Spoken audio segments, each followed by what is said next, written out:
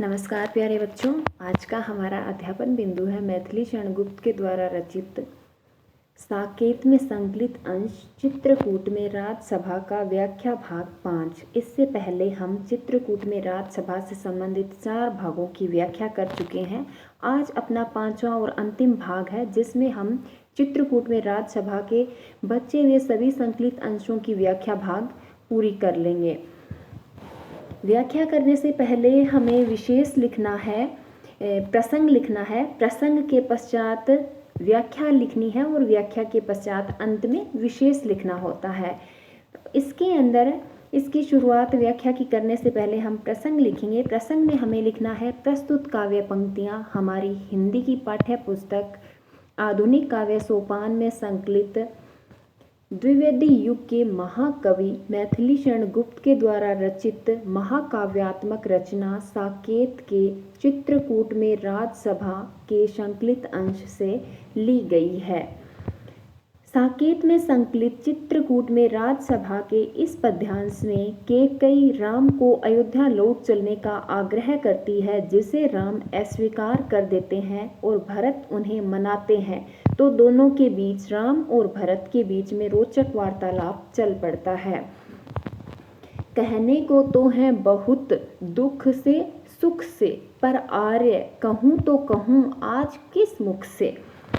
कैकेयी राम से पूछ रही है और उनसे निवेदन करती हुई कह रही है कि हे राम, इस सभा में कहने के लिए तो मेरे पास सुख और दुख से भरी हुई अनेक बातें हैं, किंतु मैं इसके योग्य नहीं हूँ कि वे सारी बातें मैं आपसे कह सकूँ, अथवा मैं किस मुख से उन सभी बातों का बखान करूँ जो सुख दुख से परिपूर्ण रही है।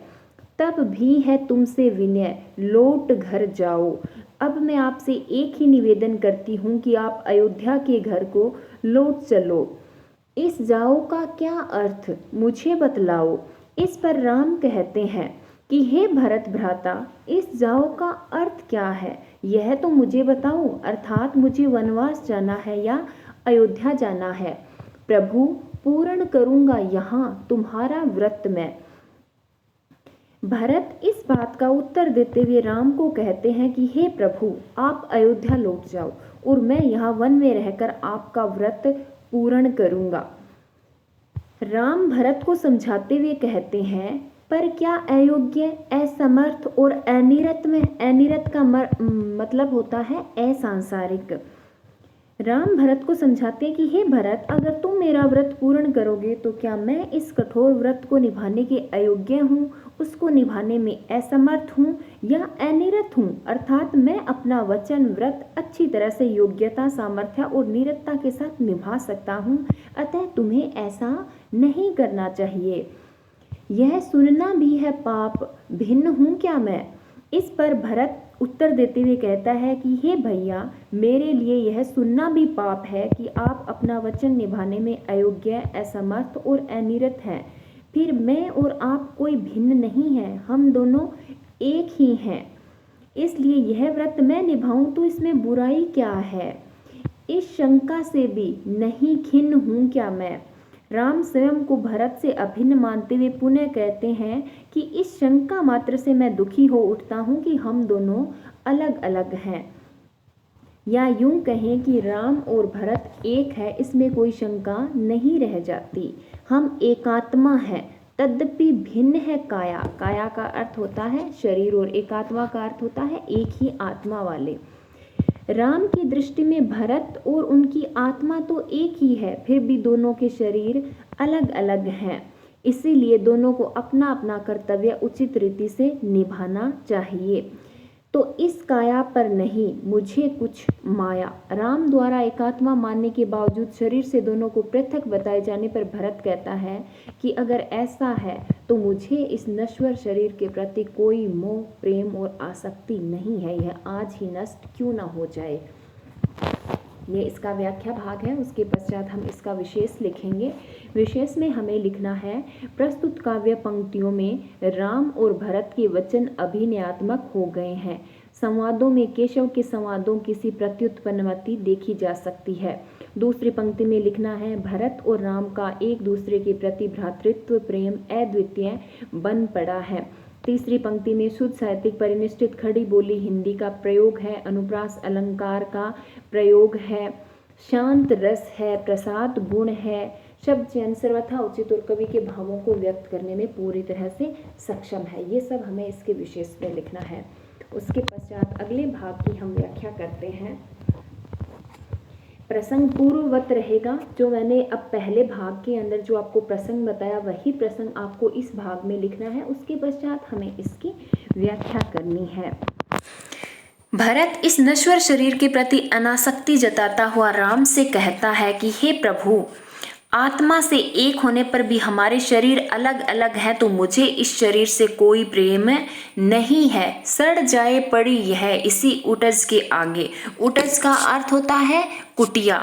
भरत कहते हैं कि मैं चाहता हूँ चित्रकूट की इस कुटिया के आगे पड़ा पड़ा मेरा यह शरीर सड़ जाए और मेरे प्राण मेरे प्राणों से भी प्रिय आर्त भाई के प्राणों में मिल जाए तुम ही में प्राण आवर्त अनुरागे।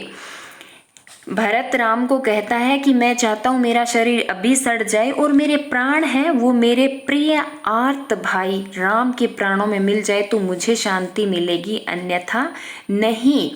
पर मुझे प्रयोजन अभी अनुज इस तन का। अनुज का अर्थ होता है प्रिय छोटा भाई। तन के प्रति अनासक्त भरत को राम समझाने लगे कि हे अनुज, तुझे इस शरीर से कोई काम नहीं हो, किंतु मुझे अभी इससे अनेक प्रयोजन और उद्देश्य पूरे करने हैं, इसलिए मैं इसे ऐसे नष्ट नहीं होने दूंगा। तो भार उतारो तात तनिक इस जन का। इस पर भरत पुनः कहने लगा कि अगर ऐसा है प्रभु, तो फिर इस दुखी और दुखों से भारी हो रहे शरीर का भार आप उतारो, मेरे कष्टों को दूर करो, जिससे यह शरीर हल्का हो सके।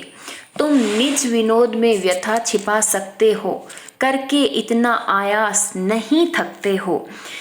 भरत कहता है कि हे श्री राम, मैं सामान्य सांसारिक प्राणी हूँ और मेरे कष्टों को आत्मसात नहीं कर सकता।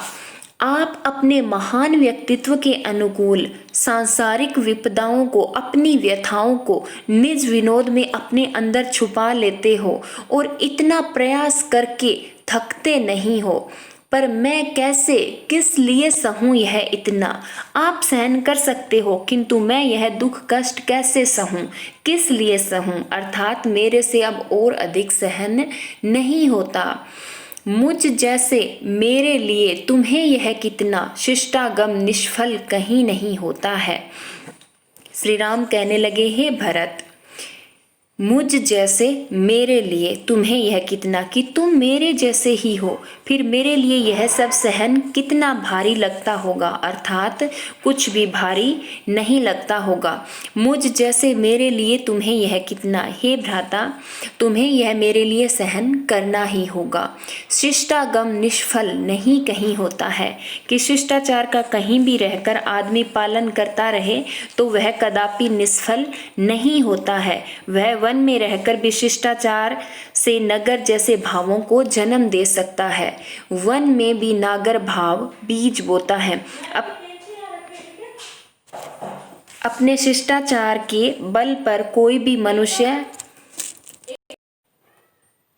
मनुष्य वन में भी नागरिक जैसे भावों को जन्म दे सकता है, अर्थात उसके विचार शहरी लोगों की तरह तर्कपूर्ण, श्रेष्ठ और उदात्त हो सकते हैं।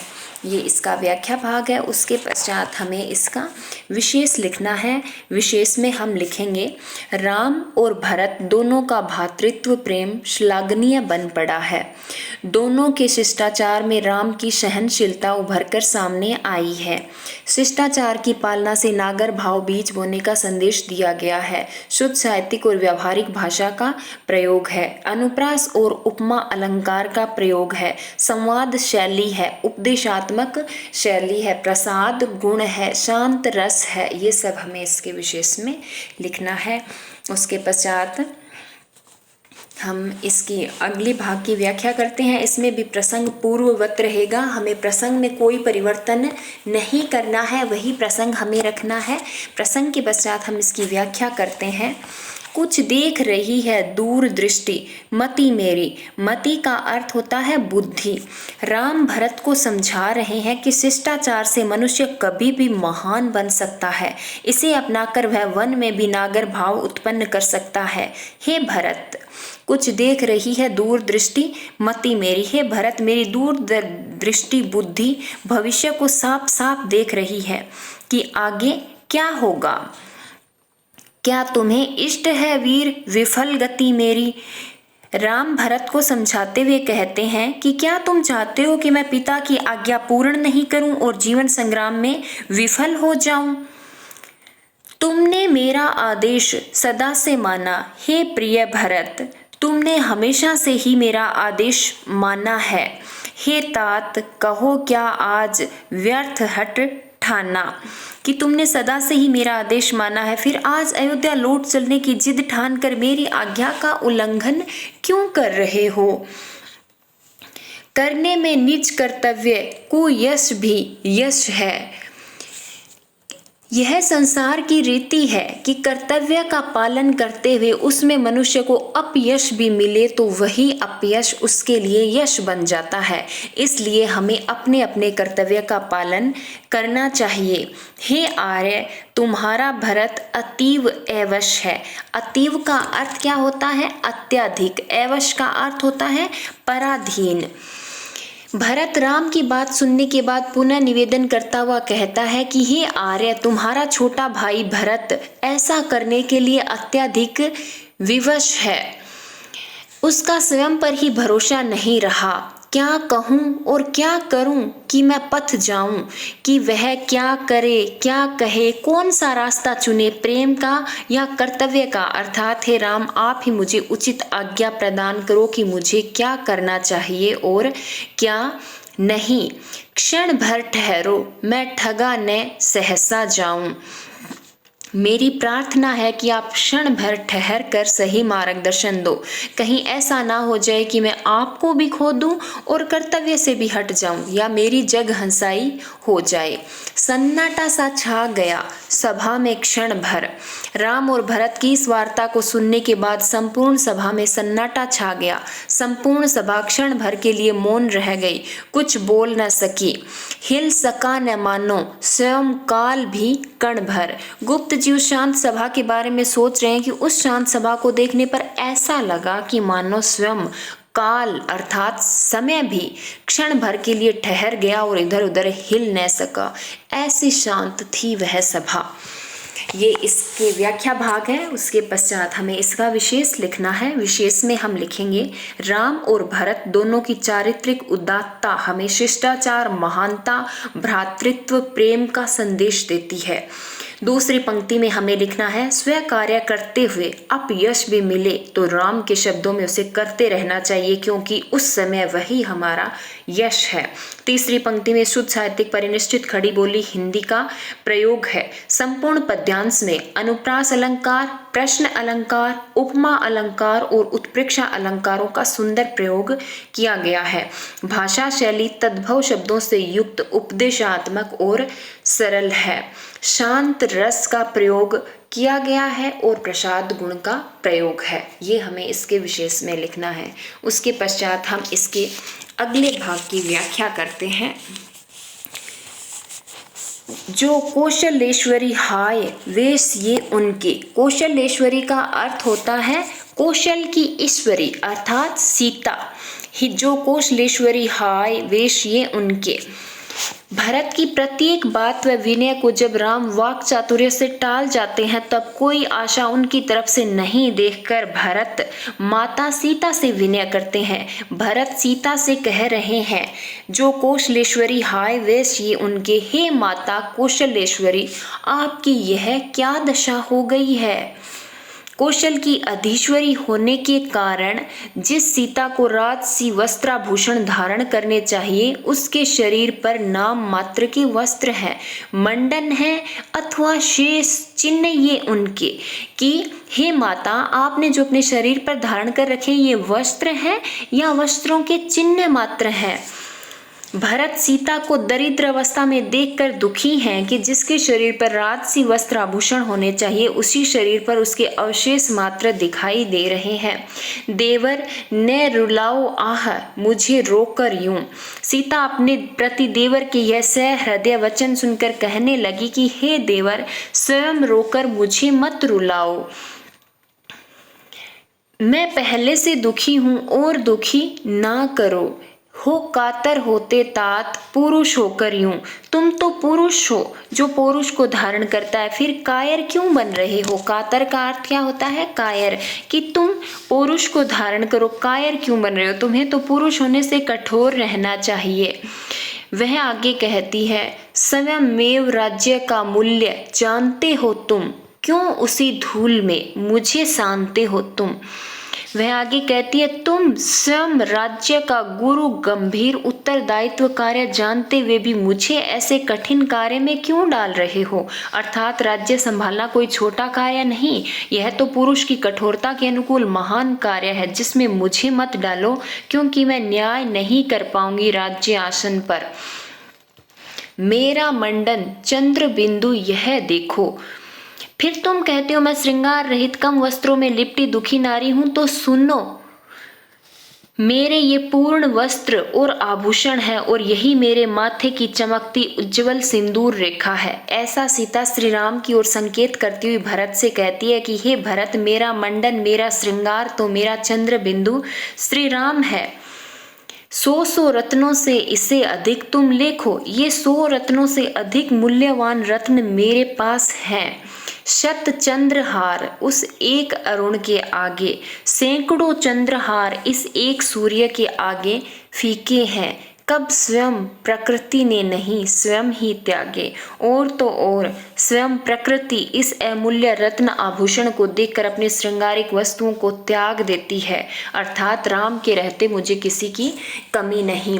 जब भरत सीता को कहते हैं कि आपके शरीर पर राजसी वस्त्र होने चाहिए थे, लेकिन आपके शरीर पर अब राजसी वस्त्रों के स्थान पर सिर्फ उनका अंकन मात्र रह गया है, तब सीता भरत को कहती है कि हे भरत, मेरा असली श्रृंगार और गहना तो श्री राम है, जिनके आगे 100 चंद्रहार भी फीके हैं। 100 रत्नों से अधिक मूल्यवान मेरा श्रृंगार, मेरा श्री राम मेरे पास हैं। और श्री राम के ऐसे रूप सौंदर्य को देखकर तो प्रकृति भी स्वयं के आभूषण त्याग देती है, तो मैं तो उनकी पत्नी हूँ।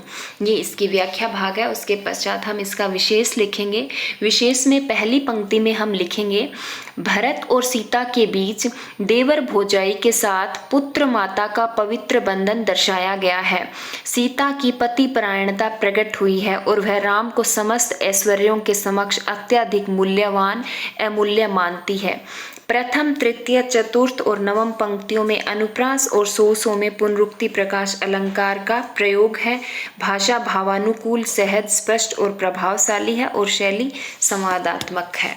ये इसका व्याख्या भाग है। अब हम अपनी आगे की वीडियो में कवि जयशंकर प्रसाद से संबंधित पदों की व्याख्या करेंगे।